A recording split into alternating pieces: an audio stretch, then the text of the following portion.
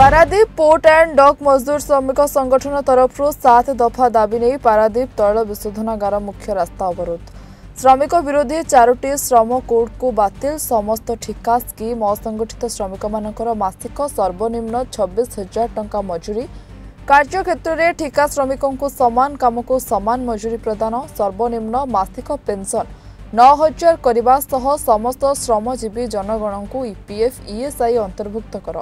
NPS और UPS को बातिल करी पुराना पेंशन योजना लागू कर। संविधान मौलिक अधिकार अंतर्भुक्त करी मनरेगा दैनिक 600 मजूरी सह वर्ष को 200 दिनर काम ग्यारंटी और सहरांचल कर्म नियुक्ति ग्यारंटी आईन प्रवर्तन करने दाबी होछि।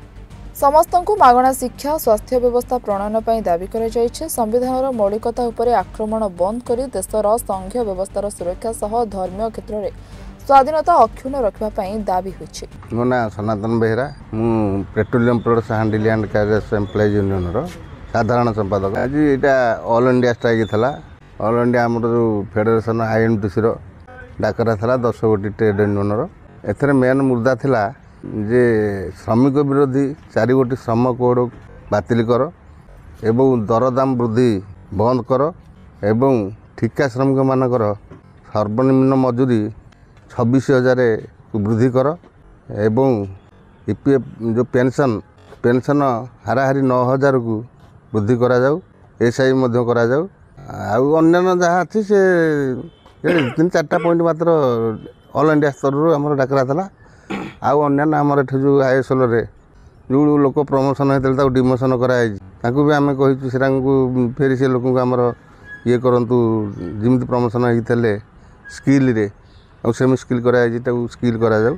आउ जो लोक छटे होती इनगेज करा जाऊ। विभिन्न प्रकार दागी पाहाता दफा भी देकरी आम आज सट आउट करूँ।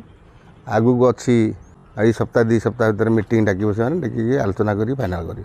आईएसएल आसते आमर सीजीएम एवं धर्मेश चौधरी एवं प्रकाश साहू ये बाबू मैंने सब आसते एचआर आसला आलोचना हो फाइनाल स्ट्राइक विड्रॉ है। टाइम 15-16 तारीख भितर डाके हम बोली तो आशा अच्छी पूरण ना फेरी आंदोलन को फेरी ओह्लैया को आम कहीचु यदि दाबी पूरण न हुए आगामी दिन में फेरी आंदोलन हम।